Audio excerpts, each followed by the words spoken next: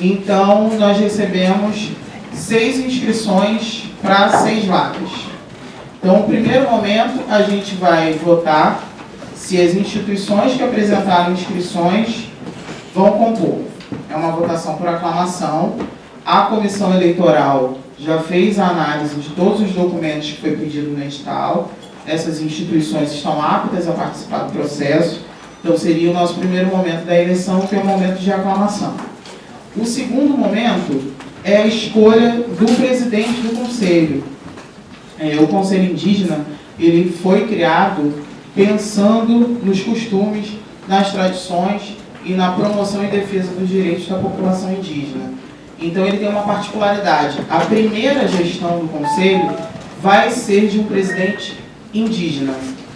Então, nós vamos dar um tempo para que vocês, tanto representantes das aldeias, como representantes das associações de contexto urbano, façam a escolha da indicação de vocês e a indicação que vier será recebida e aceita também por aclamação. Depois nós vamos passar por um segundo momento, que é o momento da posse de todos os conselheiros, em que tanto os indígenas, contexto aldeia e contexto urbano, vão aceitar o termo de posse, assim como as instituições que também compõem, as instituições de governo que também compõem o conselho. Então vamos lá, vamos ao primeiro momento, que é a aclamação das instituições que eu vou citar aqui, que são as instituições que apresentaram suas inscrições para representar os indígenas em contexto urbano, tá bom? Eu vou falar o nome de todo mundo e no final eu vou fazer a pergunta. Quem está de acordo, levanta a mão. Quem não está de acordo, também levanta a mão. Quem não quer votar, fica quieto, não precisa se mexer. Tá tudo certo. Estamos aqui, democracia. Vamos lá. Centro de Referência da Cultura dos Povos Indígenas, Aldeia Maracanã. Associação Indígena Aldeia Maracanã. Movimento Ressurgência Puri. Instituto dos Saberes dos Povos Originários, Aldeia Jacutinga. Associação Universitária Latino-Americana. E Rede Grumim de Mulheres Indígenas. Perguntamos ao plenário quem está de acordo que essas instituições façam parte do Conselho Estadual dos Direitos Indígenas. Por favor, levantem a mão. Vamos à contagem. 1, 2, 3, 4, 5, 6, 7, 8, 9, 10, 11, 12, 13, 14, 15, 16, 17, 18, 19, 20, 21, 22, 23, 24, 25, 26. 26 votos. A CESAI, DPU e FAM são instituições convidadas. Elas têm direito à voz, mas elas não têm direito a voto. Esclarecimento. Bom, nós temos a Secretaria de Estado de Direitos Humanos, Política para as Mulheres e Idosos, Luana Braz, Superintendente de Igualdade Racial, e Mona Lisa Alves, Coordenadora de Acesso à Justiça. Secretaria de Estado de Cultura, nós temos a Verônica Nascimento e a Marluce Braz. A Verônica e a Marluce, elas avisaram que elas tinham outros compromissos na Secretaria de Cultura, mas a Marluce falou que estava a caminho, então ela deve estar chegando a qualquer momento. E lembrando que a indicação de governo é diferente da indicação das aldeias, né? E a partir do momento que não estão todas ainda indicadas, a escolha do vice, então, não será hoje? Nesse caso, não. Nesse caso, não, porque a gente não tem quórum das instituições de Estado para fazer a indicação do vice. E, por outro lado, também nem será publicado? Ainda não. Eu acredito que a publicação do Conselho ela possa se dar em 2 partes. A primeira parte, a gente publicar os aldeados, os representantes de contexto urbano e aqueles que já estão indicados pelas secretarias de Estado. Pode? Pode, a gente vai publicar. Porque a indicação das secretarias de Estado, ela vem do chefe da pasta. Ela não é como a gente aqui, tem que abrir um edital com participação. Então, todas as instituições que não estão aqui, provavelmente a gente vai receber a indicação delas por ofício, porque nós somos indicados por ofício. Palmas para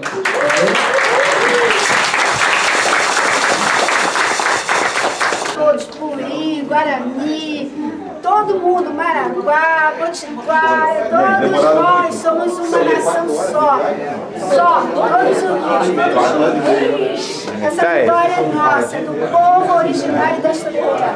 Depois de 518 anos, nós estamos aqui fazendo história, reafirmando nossos valores culturais, nossa identidade. Está na escola? Fortalecer, não deixar morrer. Está na escola? Quando tiver um filho, a história permanece. Eu queria lembrar vocês aqui da luta que vai fazer 11 anos agora, que a gente veio seguindo essa liturgia de ter esse Conselho Estadual de Direitos Indígenas. Então hoje é um momento muito importante para a gente escolher agora, como ela colocou agora, do que vai se tratar, do que vai ser esse Conselho Estadual de Direitos Indígenas. Então esse é o momento que vocês vão escolher quem vai representar vocês aqui como presidente do Conselho e não indígena, que vai ser o substituto. E no próximo biênio vai ser o contrário. O não indígena vai ser o presidente e o indígena vai ser o substituto. Então são 2 anos que quando a gente faz um bom trabalho leva tempo. Aliás, não leva muito tempo. Quando a gente não faz, demora. Então eu queria que vocês conversassem entre vocês aqui, escolher quem pode ser o presidente deste conselho, que é muito importante essa escolha. É um marco histórico para a gente fazer e tomar esta decisão. Marisa, começou. Bom, então eu vou começar, porque eu acho que a gente precisa fazer um pouco de história, né? Os parentes aldeados, né? Saberem um pouco o que foi essa luta. Essa luta começa com a nossa ocupação do prédio do antigo Museu do Índio em 20 de outubro de 2006, né? Alguns parentes estiveram presentes, né? Como é o caso de Paratimirim, né? Com o grupo de Lídia que tiveram, Joaquim, né? Que esteve lá conosco durante muito tempo, né? No início daquela ocupação. E quando a gente entrou, né? A gente tinha um movimento chamado Movimento Tamoio dos Povos Originários. Esse movimento, em 2005, começou a organizar os povos indígenas em contexto urbano, para a gente começar a discutir o que fazer com a invisibilidade que o povo indígena tinha na cidade do Rio de Janeiro, uma cidade que tem ainda tantos vestígios indígenas, não só no nome de bairros, no nome de municípios do estado inteiro, mas que não conhecia nada. Desconhecia o número de aldeias, desconhecia que tinham centenas de indígenas, milhares de indígenas no Rio de Janeiro. Né? Então, ali a gente falou, não, a gente precisa ter visibilidade. Qual era a visibilidade? Ocupar o prédio do antigo Museu do Índio, que estava lá destruído há 30 anos. E assim nós fizemos. E quando a gente entrou para lá, uma das políticas que a gente teve, para além do restauro do prédio, que vai ser a próxima luta nossa, seria um Conselho Estadual de Direitos Indígenas, onde a gente pudesse levar todas as demandas, não só as demandas do contexto urbano, mas também as demandas das aldeias, né? E assim hoje a gente está aqui, né? Hoje a gente está aqui, todo mundo, isso é o fruto de uma luta, né? De muita gente, né? Que não dá nem para elencar aqui o nome de todas as pessoas que fizeram com que isso acontecesse hoje, né? Então, nesse sentido, né? Eu estou propondo que nesse primeiro mandato, né? Por toda essa luta que nós tivemos, a gente eleja como presidente do conselho o Carlos Tucano, que é o nosso cacique da aldeia Maracanã, onde toda essa luta começou. Eu acho que isso é algo emblemático, né? É claro que um presidente, ele não legisla sozinho, né? Todo mundo vai ter direito a falar e levar as demandas de tudo aquilo que a gente precisa, né? Mas como uma forma de emblema, né? De toda essa luta que começou há 12 anos atrás, né? É claro que ninguém começou sozinho, todo mundo aqui presente também teve participação nela, mas a gente eleja como presidente o cacique Carlos Tucano. Afonso. Boa tarde a todos. Bom, como a Marisa já fez o resumo, né, do movimento, esse movimento ele vem há muito tempos atrás, né, Tucano, muita luta.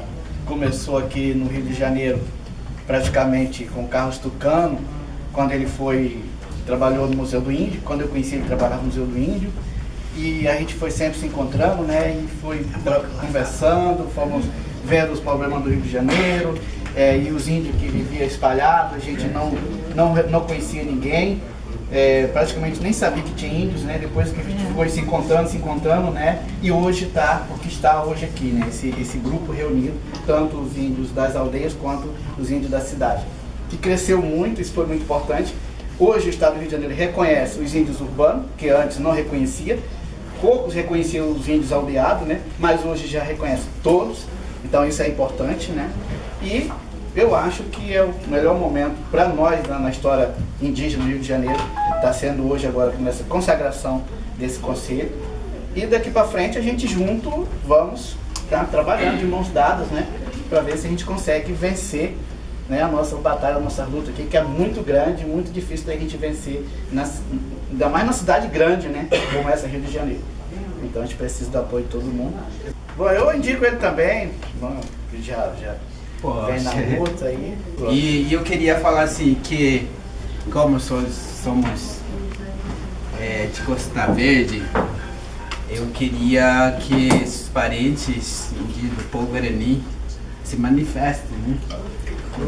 Que aqui é para todo mundo falar, porque aqui é muito importante a gente, não quer dizer que uma disputa, mas é ao mesmo tempo para poder se alinhar com todos os parentes, mas aqui é totalmente, como nós, povo Guarani, são mais quietinhos e ao mesmo tempo tem que abrir, tem que aprender a pegar, aprender o ar, tem que permanecer doce, senão o tempo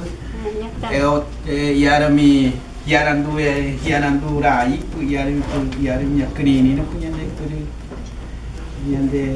Irai. E eu queria falar também de outras coisas, que os conselhos, a gente, como somos povo Guarani, como mais pacíficos, para falar a verdade, e eu não quero que o conselho, a pessoa que leva esses conselhos na frente, eu peço que não pode esquecer do povo Guarani, né? Porque muitas vezes a gente somos esquecidos pelos próprios parentes, né? Então eu acho que é importante que a pessoa que está nessa mesa hoje assumindo como presidente do Conselho do Estado do Rio de Janeiro, como é o direito do povo tradicionalmente, né, que eu não queria dizer indígena, porque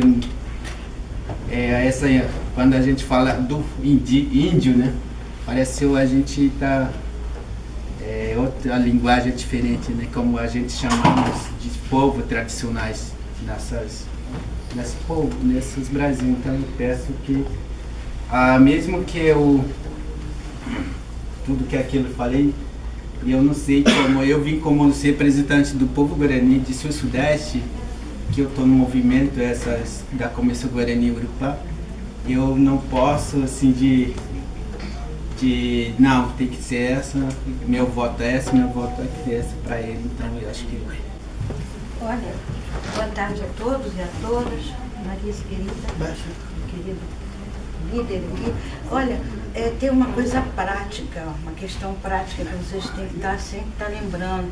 Vocês sabem o que significa ser um presidente de um conselho dessa dimensão aqui? Tem que estar muito com tempo disponível, né? Tem que estar muito articulado, tem que estar, praticamente assim um trabalho 24 horas, de muita responsabilidade. Só queria que lembrasse dessa questão prática. Então tem que ver se vocês estão com essa disponibilidade de estar envolvido 24 horas, porque não pode ser um negócio para inglês ver, não, sabe? Porque a gente já está cansado disso. Chega de silêncio, chega de cegamento e silenciamento. Então, nós temos que ver uma pessoa que esteja assim bem disponível, que possa estar o tempo todo, que a gente possa ligar, que a gente possa encontrar a pessoa. De repente você não consegue nem falar com aquela pessoa, que a pessoa está com o celular desligado. Então, essa é a questão prática. Eu não vou votar, mas eu vou esperar um pouco, mas eu queria que cada um tivesse essa consciência de saber quem é que está com disponibilidade. Sabe, que tenha um pouco de dinheiro também no bolso, porque às vezes alguém não pode pagar, né? Tem que ter assim, uma certa infraestrutura para esse tipo de cargo, tá bom? Boa tarde, Caruto Pamela. É importante esse conselho para nós, né? Principalmente, como o Júlio falou, principalmente nós lá de Guarani, lá do Paraty, Angra, que é bem esquecido, né? Então, eu sou filho do cacique, que veio lutando também, né? Eu não teve presente na hora dos parentes daqui que estavam lutando pelo Maracanã, mas eu sabia tudo que estava envolvido, esse tipo de coisa, né? E é difícil porque a gente, para nós, por exemplo, a pessoa que a gente vai estar indicando, a pessoa que se indica tem que ter muito boa vontade de fazer também, porque como o Júlio falou, o próprio parente às vezes pode se candidatar, mas ele pode ficar mais aqui no Rio do que ir para Paraty ou Angra. Então eu estou me candidatando na frente de todos os conselheiros também, para eu estar representando Paraty e Angra, e como pode ser daqui do Rio. Como eu já apresento também Conselho Distrital de Saúde Indígena, eu já tenho um pouco de experiência também a questão de dialogar, né, de todos, né? Então estou me candidatando para o Rio de Janeiro como presidente. É só isso que minha fala. Eu queria dar uma reforçada no que ele falou, no nosso parente, porque assim, eu respeito todo mundo, porque assim, todos somos parentes. O que a gente pensou ali? Eu falei um pouco ali para eles, porque assim, é claro que o nosso parente aqui, quando entrar, ele vai estar com uma grande responsabilidade, e qualquer um que entrar vai estar com uma grande responsabilidade para atender as comunidades. Mas só que assim, eu penso, a minha opinião é que assim, a pessoa que entrar